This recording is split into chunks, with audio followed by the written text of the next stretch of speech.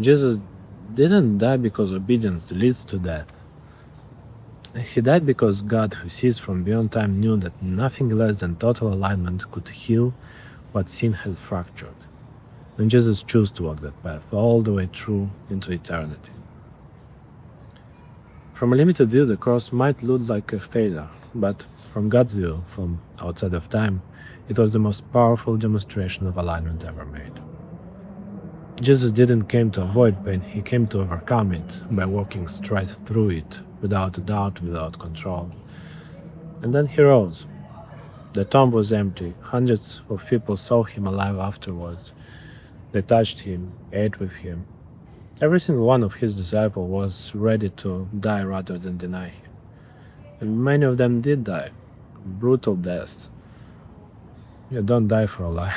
And even more, no lie lasts 2,000 years. But the resurrection does, because it happened, and because it carries a weight that heals even today. So, when Jesus rose, it wasn't just a miracle. It was the proof that God's will stands above every single power, even death itself. And it reminded us that He is the one who's writing the last chapter of the story.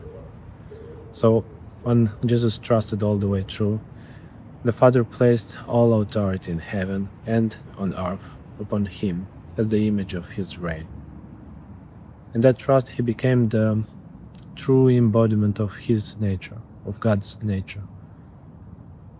Walking so completely aligned that to see Him is to see God, one essence now made visible.